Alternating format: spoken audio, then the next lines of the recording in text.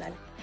Dayana Pazley, candidata asambleísta por Distrito 3, licenciada en Ciencias de Marketing, máster en Gestión Educativa, coach de alto rendimiento, expresentadora de televisión y reportera de deportes, asambleísta por Guayas en 2017 hasta 2023, tras disolverse el legislativo, y actual candidata a la Asamblea Nacional por el Distrito 3 de la provincia del Guayas, es quien nos acompaña.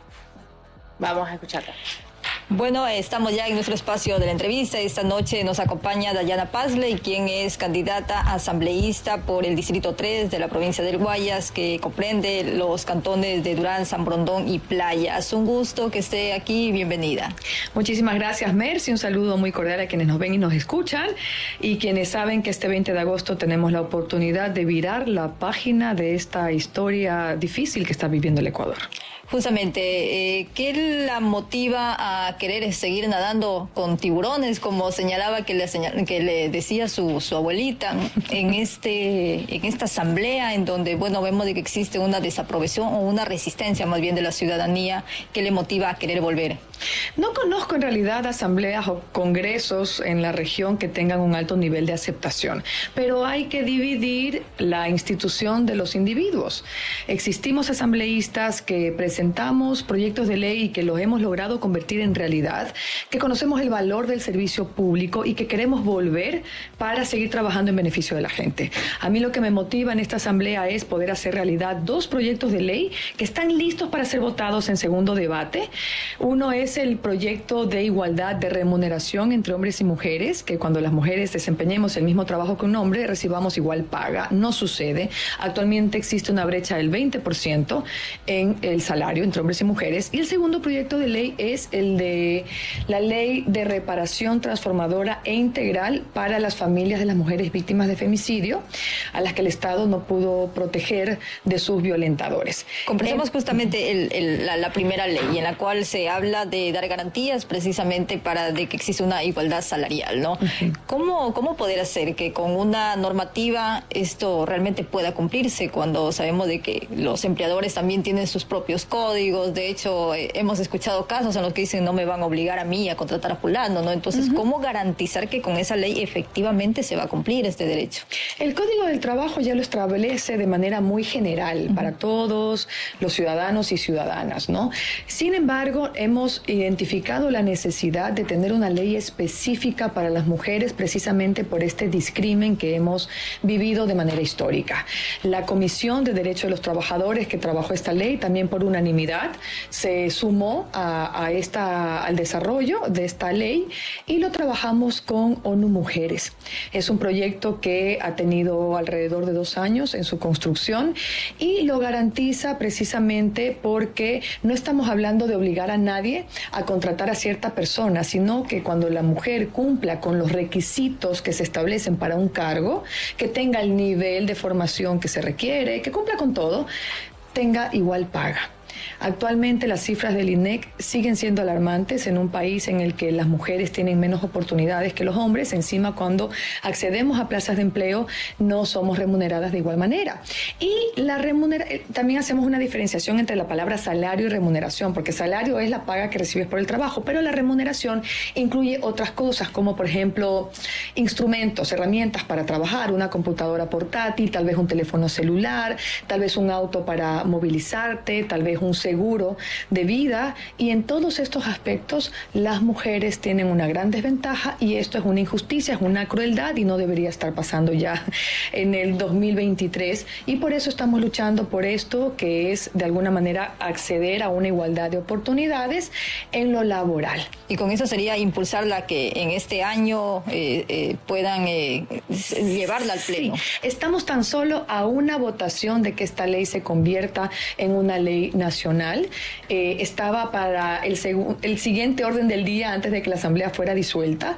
Es una ley que estoy segura que se va a votar por unanimidad, porque ¿quién puede estar en contra de un tema social? Esta Asamblea espero también que tenga la madurez necesaria para votar a favor y poder unirnos en estos temas que son sociales, en estos temas que deben superar cualquier bandera ideológica, cualquier color, cualquier número, que vemos que es para una población población que siempre se ha visto de alguna manera en desventaja, que somos el 50% de la población del Ecuador. Ahora ya la ley, el Código de la Democracia, obliga a los partidos a tener en un 50% mujeres cabezas de lista para las elecciones.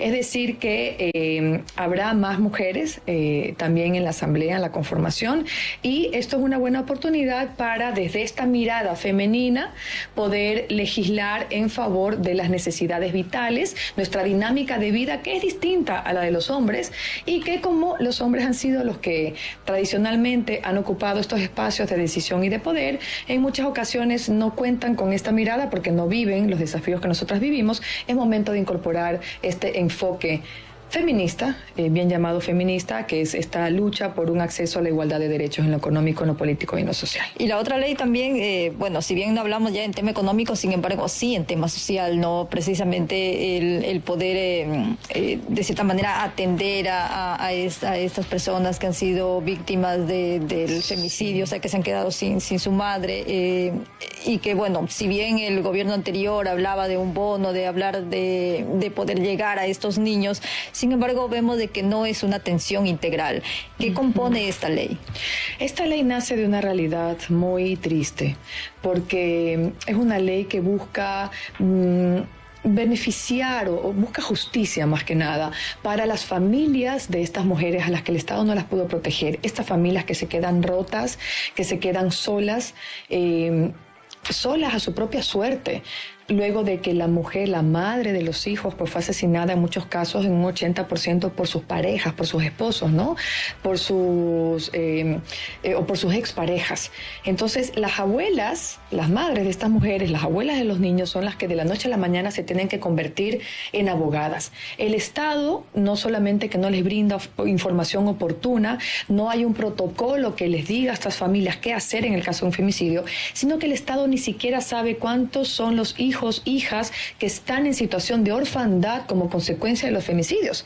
El MIES no lleva un registro de estas personas. Entonces, ¿cómo puede ser posible que el Estado, que tiene como decreto un bono que establece esta indemnización económica para los niños y niñas que en situación de orfandad, no sepa cuántos hay? Entonces, el bono, que cuenta con un presupuesto, en el presupuesto general del Estado, no se efectiviza. Esta ley eleva a ley justamente la entrega del bono para garantizar su entrega a los beneficiarios, y además garantiza que se redireccionen los servicios que por ley nos corresponden a todos. Los ciudadanos pagamos impuestos para esto, pero que sean esos niños y esas niñas y esos adolescentes los que reciban educación, porque se quedan sin padre y madre, que reciban una vivienda, que reciban asistencia médica y psicológica, ¿no? Y que pues las becas, todos estos servicios que nos asisten. Ahora, el presupuesto quizás también siempre, si bien son unos derechos, de hecho, que ya son los huérfanos del Estado, ¿no? Que deberían ser atendidos precisamente por un gobierno en primera instancia, pero sin embargo el presupuesto siempre vemos de que termina debiéndose para el sector social, que es en donde mayor recursos se debería invertir. Sí, hay una deuda que tiene sobre todo este gobierno, que ha fracasado con todo éxito en los temas sociales, y esta ley garantiza, por eso le decía, no es una ley que incrementa el presupuesto, es una ley que lo que hace es garantizar que este presupuesto vaya donde tenga que ir y que no se utilice para otras cosas, y que dejemos en un segundo plano a estas familias cuya, como les decía, el primer deber del Estado es garantizar la protección de los ciudadanos y las ciudadanas, y es el primer deber del Estado y el primer derecho que tenemos como ciudadanía. Esta ley también, solo para terminar la idea, Mercy, garantiza una reparación integral, y esto tiene que ver con la justicia. Muchas veces los jueces, las juezas, incluso con una sentencia, ¿no? Ejecutoriada, no garantiza una reparación, porque ellos confunden la indemnización económica con una reparación integral. Una indemnización que además no sabemos la fórmula de cálculo, que es completamente discrecional. En una ocasión se les dio $2,000 por el femicidio de una madre y de su hija. En otras ocasiones va de $50,000 a $600,000.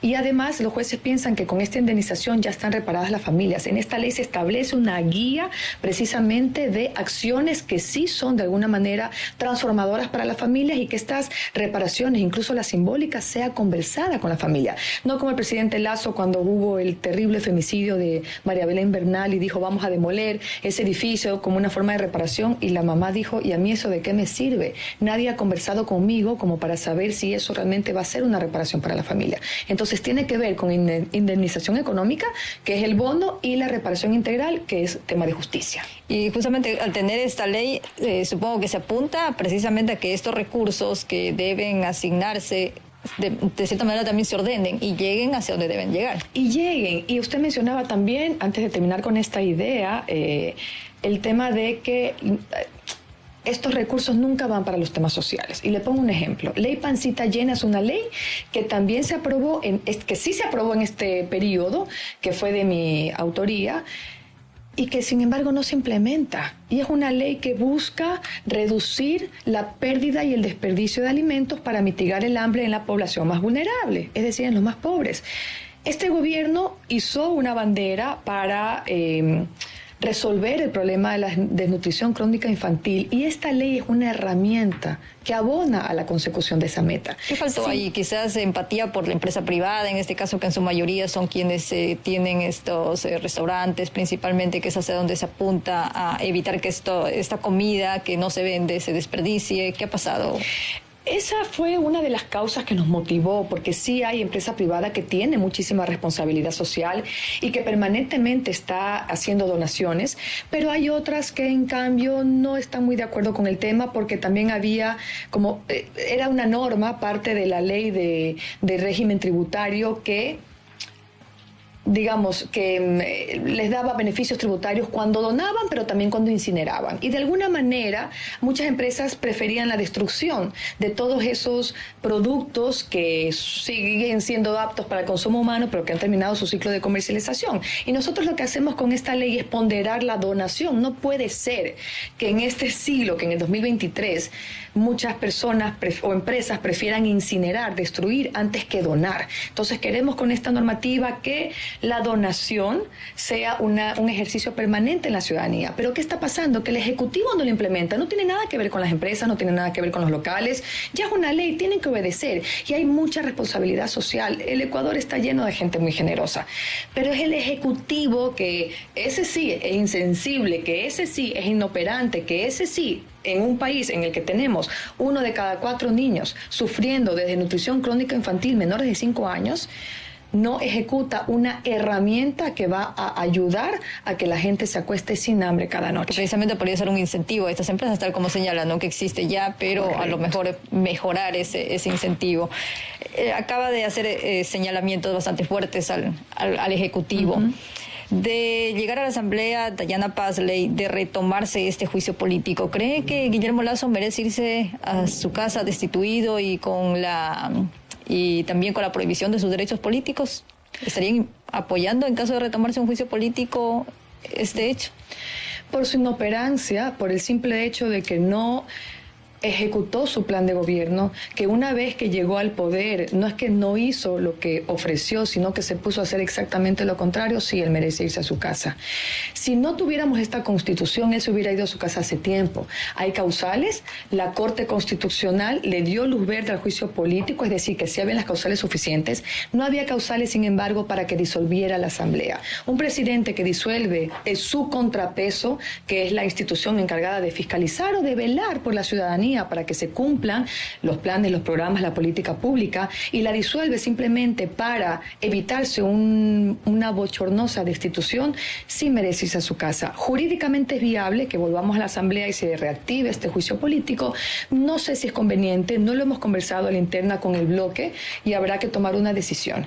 Pero él ya activó el botón de autodestrucción, porque al activar la muerte cruzada, pues quien no va a volver es el señor Lasso. Nuestro bloque seguramente volverá en igual número o hasta más fortalecidos.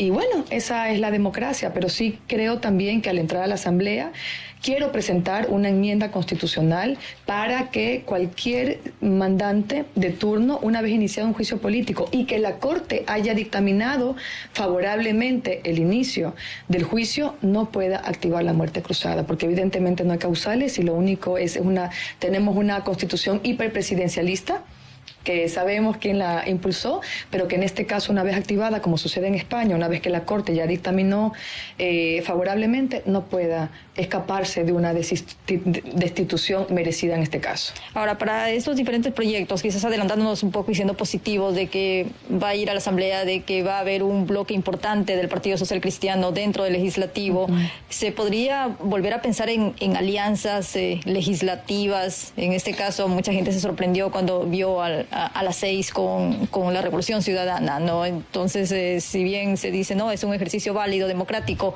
pero podrían retomarse ese tipo de alianzas que desde los cuadros políticos serían extremas. La gente se sorprendió más cuando vio una alianza entre el gobierno y la Revolución Ciudadana para subir impuestos a la gente, para otorgar amnistías por delitos comunes. Nosotros siempre hemos estado a favor del pueblo ecuatoriano y siempre estaremos junto a las bancadas, a los bloques o los asambleístas que quieran trabajar en función de ese beneficio de la gente, ¿no? En muchas votaciones, y les sorprendería en realidad a quienes nos ven y nos escuchan, las votaciones en las que hemos coincidido más con otros bloques y no con la Revolución Ciudadana, porque nosotros somos así, estaremos a favor de todos esos proyectos que beneficien en contra de los que perjudiquen. Pero sí creo, Mercy, que esta asamblea tiene que lograr un nivel de madurez, así como la clase política. Sí pienso que es un momento tan difícil el que estamos viviendo en el Ecuador, un momento que no hemos vivido desde la historia, desde que yo nací al menos, desde la historia republicana. No teníamos este nivel de delincuencia, estas cifras tan altas de muertes violentas en nuestro país. No teníamos al narcotráfico en realidad enquistado, ¿no? en todos los ámbitos de nuestra sociedad. Creo que es un momento realmente decisivo en el que tenemos que unirnos, hacer una pausa por la paz y responder a las necesidades ciudadanas, a esas cosas, a esos problemas que no los dejan dormir, como los robos, los asesinatos, los secuestros, las violaciones. Si no lo hacemos en este momento, ¿qué futuro, qué país le vamos a dejar a nuestras hijas, a nuestras hijas? Porque no es el país que nuestros padres quisieron construir para nosotros, ni nuestros abuelos y nuestras abuelas. Justamente topa el tema de la inseguridad y uno de los cantones que vota a su postulación es Durán, que vemos de que la situación cada vez se vuelve más crítica en ese lugar. O el día de hoy nuevamente el alcalde tomó la decisión de enviar a teletrabajo a todo el personal de la municipalidad y sigue este cantón abandonado. Está en un estado de excepción, pero que parece que no funciona.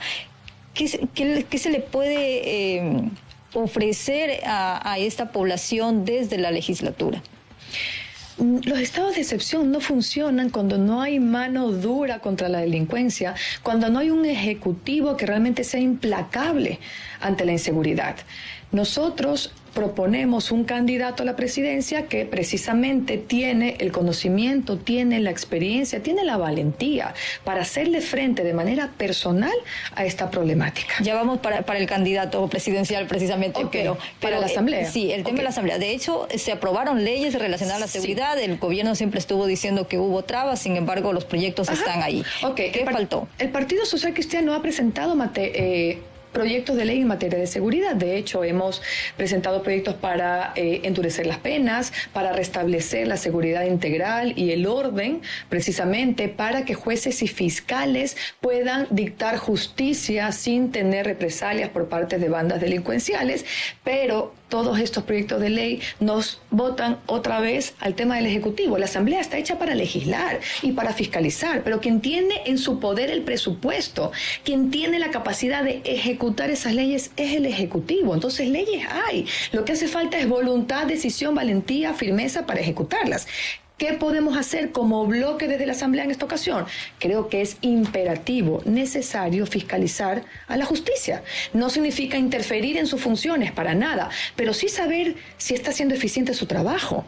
Que jueces y fiscales, si están dictando las sentencias, qué número de sentencias, en casos de flagrancia, qué casos se mantienen detenidos y cuáles salen en libertad. Sabemos por la misma judicatura, y los jueces y fiscales que no respondan y que no hagan su trabajo deben de ser sancionados por el Consejo de la Judicatura. Nosotros podemos fiscalizar al Consejo de la Judicatura, pero son ellos quienes tienen que sancionar a quienes no cumplen con su trabajo.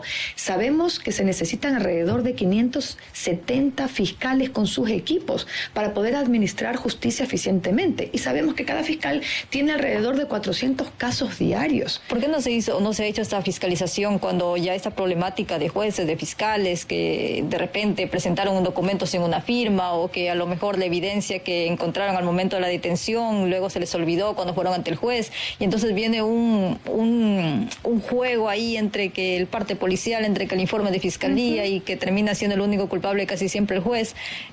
Entonces es un juego ahí, pero que ya viene siendo una problemática que ha ido creciendo, ¿no? Entonces quizás la fiscalización podría remediar esto. Puede remediar porque se va a visibilizar las falencias precisamente del sistema, ¿no? Si tenemos, por ejemplo, si nosotros decimos vamos a presentar una reforma para que haya un endurecimiento de penas, pero vemos que los delincuentes siguen entrando y saliendo de la cárcel como si entraran y salieran de su casa, nos damos cuenta de que no está funcionando tal o cual reforma. Entonces, el proceso de fiscalización ayuda a visibilizar la problemática, como en el caso de las mujeres. Nosotros sabemos, aunque existe una ley para prevenir y erradicar la violencia contra las mujeres, aunque existe en Guayaquil una ordenanza que precisamente articula entre distintas funciones del Estado, Policía Nacional, Fiscalía, Defensoría Pública, los GATS, lo que hace la fiscalización es evidenciar si está o no siendo implementada, cuáles son esos funcionarios públicos que no están cumpliendo con su deber y prende las luces del arbolito, ya para enfocar hacia allá y para seguir juicio político cuando corresponda y cuando no, llama la atención a quienes tienen que seguir el juicio político. Entonces, de hecho, Mercy, yo presenté una reforma a la Ley Orgánica de la Función Legislativa para que se cree una unidad técnica de evaluación a las leyes, porque la Asamblea despacha leyes, ok, pero ¿cómo sabemos si están funcionando? ¿Cada cuánto tiempo deben ser evaluadas? Una política pública sabemos que es cada 5 años. Fue evaluada la ley para prevenir y erradicar la violencia contra las mujeres y nos dimos cuenta de que si bien este gobierno asignó un poco más de presupuesto que el gobierno anterior, ese presupuesto no está siendo ejecutado. Por eso, esta unidad técnica de evaluación lo que hace es decirnos, la ley funcionó, no funcionó, hay que hacer una reforma a esta ley, y ahora que yo regreso, como usted dice, siendo positivos, a la Asamblea Nacional, por ejemplo, también hay que evaluar si las reformas que presentamos como Partido Social Cristiano a la Ley de Educación Superior están funcionando para el sistema educativo. Para eso hay que volver, para saber si lo que hemos hecho está funcionando o no. Bueno, en todo caso ahí sería una tarea pendiente que de hecho no solamente tiene el bloque social cristiano, sino todos los bloques, de precisamente dar este seguimiento. Y sí, vemos de que hay muchas leyes y se oyen muy bien y que ya existen, y sin embargo vemos de que sí, la falta de decisión o la falta de seguimiento hace que simplemente se quede en papel. El tema de los jueces que hablaba usted y el tema del candidato que auspicia el Partido Social Cristiano. Escuchábamos precisamente a Jan Topi que él hablaba de jueces internacionales, de hecho, jueces que pudieran tomar casos bastante críticos desde las embajadas en Buenos Aires, señalaba, en Panamá, en otros países. ¿Cómo es que el Partido Social Cristiano, que tiene políticas propias o convicciones muy propias del partido, no sacó dentro de sus militantes a quien vaya a terciar por la presidencia de la República en momentos tan críticos, cuando vemos a un Jaime Nebot que señala de que precisamente el liderazgo, la experiencia, el combate es parte de esta lista? En el Partido Social Cristiano hay cuadros que están formados y que están suficientemente preparados para asumir cualquier responsabilidad en el ámbito público. Sin embargo, también hemos aprendido como militantes que hay momentos en los que toca deponer las aspiraciones personales por un objetivo superior, que es el bien común, el bien del país. En esta ocasión, ningún militante del Partido Social Cristiano es especialista en seguridad, como sí lo es el candidato Topic, que tiene experiencia, que ha ido a guerras, que tiene ya una empresa privada también exitosa en materia de seguridad y que estamos seguros que si traslada esos conocimientos al ámbito público, seguramente podrá replicar ese éxito. Por eso, en las primarias, nosotros estuvimos de acuerdo con apoyar a este candidato porque sabemos que la gente lo que clama es por seguridad, porque sabemos que sin seguridad no hay vida, no hay educación, no hay salud, no hay reactivación económica, no hay turismo, no hay nada. Por eso apostamos por este candidato, pero eso no significa que en el partido no haya cuadros preparados. Nos hemos sumado a esta propuesta y mire cómo son las cosas, cómo van las encuestas. Al día de hoy, Jan Topic está con un 17.1% luego de la primera candidata mujer y estamos optimistas de que la gente sabe que no es momento para equivocarse, que ya no podemos darle más espacio a estas personas que han hecho que el país esté hoy como está. Por esto, en el 2025 vienen nuevas elecciones, habrá, esperemos, un nuevo escenario un poco menos violento para la ciudadanía y ahí se tomarán sin duda otras decisiones desde el partido. Justamente ya para ir concluyendo, el próximo 20 de agosto todos a las urnas pero sin embargo el tema de Jan Topic, y todos los 8 candidatos presidenciales, ¿qué les da a ustedes esa certeza o confianza de que podrían estar precisamente en una segunda vuelta en caso de darse? Usted señala bien el tema de seguridad, pero también hay otras necesidades que tiene el país. Hablamos también, es un gobierno corto, es verdad, poniendo como prioridad la seguridad. Sin embargo, ¿qué pasa también con el tema de salud, con el tema de educación superior que usted señaló que sigue siendo un gran problema, jóvenes que no pueden aún ingresar a las universidades? ¿Es el único tema central que ahora debe preocuparnos? Jan Topic también tiene conocimiento en economía, ¿no? Sino que la gente ha priorizado la seguridad y por eso también nuestro mensaje está enfocado hacia allá. Pero dentro de nuestro partido también tenemos personas muy especializadas y capaces en economía, como Henry Kronfle, por ejemplo. Por eso tenemos un plan de gobierno que es integral, que no solo se enfoca en la seguridad, sí como un puntal desde el cual empezar a resolver los otros temas sociales. Pero el plan de gobierno incluye temas que se pueden implementar desde el Ejecutivo y temas que se pueden implementar desde la Asamblea Nacional y nosotros estaremos ahí velantes para que se cumpla y para que el Ejecutivo también cumpla con sus compromisos.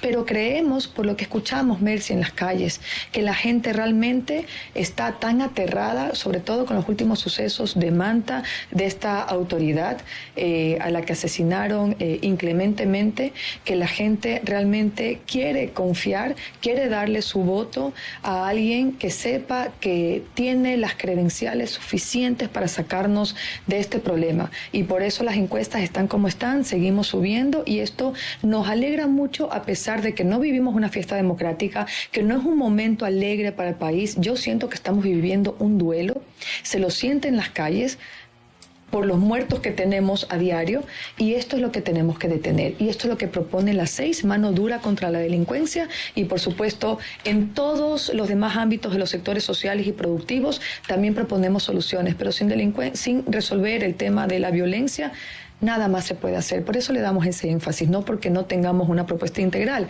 sino porque es la prioridad de los ecuatorianos en este momento. Listo, ha sido Daliana Paisley quien ha conversado hoy con la defensa acerca de las propuestas que tiene precisamente para el electorado en las elecciones ya de la próxima semana, prácticamente el 20 de agosto. Es candidata a la Asamblea Nacional por el Distrito 3 de Guayas y bueno, agradecemos justamente que haya asistido a nuestro programa. Muchas gracias, Mercy, siempre a las órdenes y recuerden, este 20 de agosto podemos realmente resolver la crisis en la que nos encontramos. A votar bien, a reflexionar el voto. Gracias a ustedes.